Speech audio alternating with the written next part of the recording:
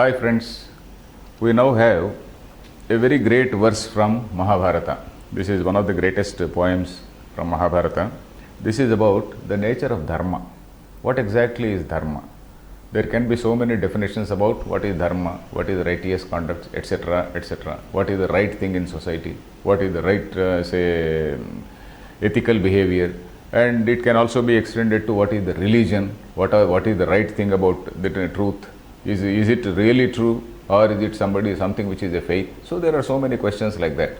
So what this poem says is that truth is something which is an unsettled thing, in the sense that there is so much of argumentation on all sides, and then truth is something where there is no settled opinion, and then there are so many teachers. Then what to follow? You have to follow your conscience, and you have to see how the great men have lived. So follow great men, follow your conscience. So that is what the shloka says. It's a very great shloka. Let us say, Tarko pratishtha Shrutayo vibhinna Naiko rushihi Yasya matam pramanam. If we combine, we will read Naiko rushir yasya matam pramanam Dharmasya tattvam Nihitam guhayam Mahajano Yena gatassa panthaha. So the context in Mahabharata is also very interesting. In Mahabharata, there are several episodes where there is a discussion on what is the right thing, what is dharma, what is say religion, say for example. So on all these things, there are so many discussions. So there is an episode where, say, the Pandavas, we know that there are 5 Pandavas. These 5 Pandavas, they are in the jungle, and then at one point of time, they got thirsty, and then they went to lake. Initially, the last brother went to fetch water. He took some water, and then he died there. The one, he went there, he took water, and he also died. So like that, 4 brothers, they took water there and died.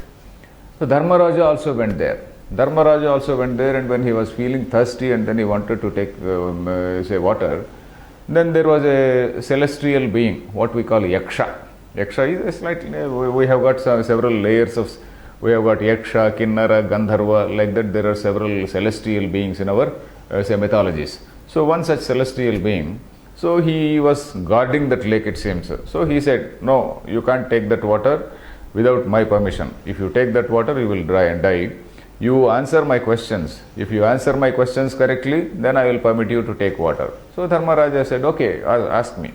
Because Dharmaraja in Mahabharata he is supposed to be the personification of virtue. A highly learned man in all these books relating to Dharma Shastra. And also very great, a person who was very, very upright. And he is the hero of that, Mahabharata. And the dominant theme in Mahabharata is dharma only. The whole discussion is on dharma. So when that celestial being, that Yaksha, puts the questions, so the Dharmaraja keeps on answering. So the one question is on what is dharma. So Dharmaraja answers in this manner. He says, Tarkaha apratishtaha. Tarka is logic, argumentation. Apratishtaha. Pratishtha means, say somebody who has got a lot of pratishtha in society. Pratishtha means fame. So something which is established, a fame which is established from that, in that sense. So here apratishtaha is something which is unsettled. So there is an argumentation, what is right, what is wrong. So there is a discussion, there is a debate. So the debate is totally unsettled. Then Shrutayaha vibhinnaha. Shrutayaha means scriptures. So we say that, this is what is the nature of God. So you go to America or some other place, they say, oh, this is our religion. Our religion is the only true religion in the whole world. Our religion has to be followed by all the people in the world, they say. You go to Arabia, they say, our religion is the only religion. You have to jolly well follow, otherwise I will break your legs. So they say that. So like that, Shrutayaha vibhinnaha. Shruti means scripture. Shrutayaha vibhinnaha. There are so many scriptures. Then Naiko Rushihi Yasya Matam Pramanam. Na Ekaha Rushihi. That is, There are so many sages, there are so many people who have revealed all these things. Na ekaha rushihi, naiko rushihi means not one rushi, that means several rushihi, several sages. Of course, rushi is slightly different from what we call a prophet. A prophet is somebody who advocates a religion. A prophet is someone who says, yes, I have heard the word of God, so this is what God has told me, etc., etc. He claims to be the spokesperson for God. Whereas the Rishi doesn't claim to be the spokesperson for God. If we see all our Upanishads, the entire Upanishadic Rishis, if we see, they never say that they have directly heard from God or anything. They only try to speculate on what is the nature of the universe. They try to find out in a very logical, questioning way as to what is reality. What am I? The basic question starts with I. What is I? What am I? And what is my mind and what are my senses? What is my capacity to analyze truth? So that is what they go about. And then they try to postulate something about what is the nature of reality. So, but even there, we have got so many rishis. We have got Kapila Maharshi who says that there is a Prakriti and Purusha. We have got some other Gautama who has given his own sutras, Nyaya Sutras. We have got another Jaimini who has given Jaimini Nyayamala, and then he has his own vision of the world. So all these people, they are sincere people. They did not want to establish a religion. They are very serious, sincere seekers. And then they thought in a particular way about what exactly is the nature of the whole universe. So, but then all are sincere, no doubt. But then there is slight difference in their opinion. Naiko Rushihi, Yasya Matam Pramanam, whose opinion we can take it as the finality. Pramanam means that is the ultimate truth. Pramanam is something, the valid source of knowledge. Pramanam, the meaning of Pramanam is the valid source of knowledge. There is not one particular version which we can take it as the only valid source of knowledge. So that is what it is. There are so many people who are saying so many different things. Of course, the difference between religion and what Rishi says is, religion is only at the level of faith. Religion says, yeah, this is what is God. God is there in the heaven. You have to believe in that heaven. There is what is called hell. It is a question of belief. But what Rishi says is not a question of belief. It is a question of reasoning. There is a lot of reasoning in, Sankhya philosophy. There is a lot of reasoning in Nyaya philosophy. There is a lot of reasoning in Vedanta or Mimamsa. So this is basically a way of, analyzing things. So, but still, dharmasya tattvam nihitam guhayam. The real nature of what is dharma, the real nature of what is the right thing about either about human conduct or the right thing about the nature of reality. Dharma is a very comprehensive word. Dharma not only relates to the social behavior of people, so that is at the lowest level. Dharma also relates to the nature of the reality. So, dharmasya tattvam, the reality of that, nihitam guhayam, it is there in the heart. Nihitam guhayam. Guha means, the guha actually means a cave. And what is that cave? The heart, the human heart is supposed to be the cave. That is the innermost part of yours. Heart means not the pumping mechanism. When we refer to heart, we refer to our buddhi, our intellect. In Indian literature, or in Vedantic literature, wherever the word guha comes, guha refers to what we call heart. And heart, when we say, you have to take the figurative meaning of heart. That is, figurative meaning of heart is buddhi or intellect. So there it is in your own conscience, what we call conscience. The conscience is something which tells you what is right and what is wrong. Then what to do then? Mahajano yena gatassa panthaha. You have to see how great people have travelled.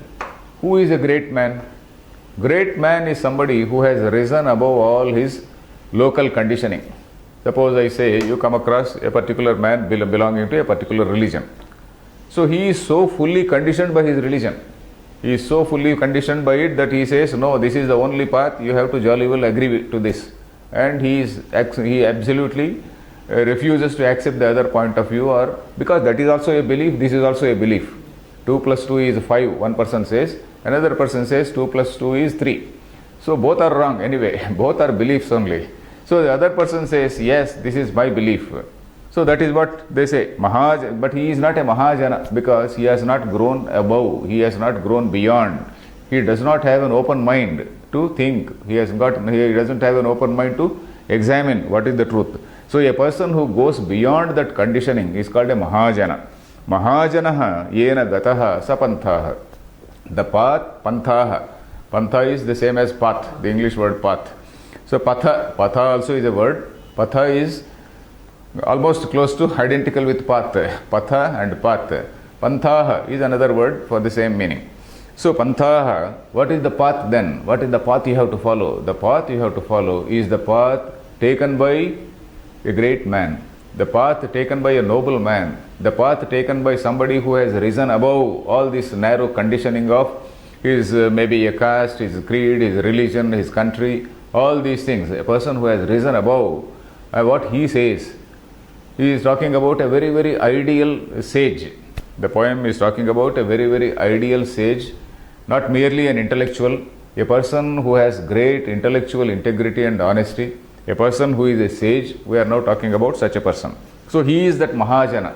So you follow the path taken by such great men. So here, of course, this is one of the, as I said, this is one of the great verses in Mahabharata, because the liberal thinking which is there in Indian society is seen from such slokas. In Mahabharata, you come across several such slokas. Particularly in Gita also, you come across slokas where this liberal attitude and this liberal thinking is seen. Because of this, we means the Hindus, accept all forms of worship. We respect all religions. We are the only people in the whole world who respect all religions. All other religions, particularly Abrahamic religions, they say, my religion is the only truth. Whereas we don't say that. We don't want to convert anybody. We accept everybody. So this liberal philosophy is not due to Nehru or Gandhi or anybody. It is not due to some Western liberal philosophy. In fact, if we see properly, the Western liberal philosophy is actually influenced by the thought of Upanishads. It is only when the Western thinkers got exposed to the Upanishadic philosophy, then only that liberal thinking came in the West. If we can see it in the French writers like Voltaire, Rousseau, etc. to start with, and then it spread all over the West. So we are liberal. That liberal behavior is actually, it is there in our blood. We are not liberal because of Gandhi or Nehru, as I said. We are liberal because of sage Vyasa. So that is what we have to see. And we should also say that this is a philosophy which contributes to the world peace. So this is how we can look at this shloka. Let us read it again. Tarko pratishtha Shrutayo vibhinna Naiko rushiryasya matam pramanam Dharmasya tattvam nihitam guhayam Mahajano yena gatasya panthaha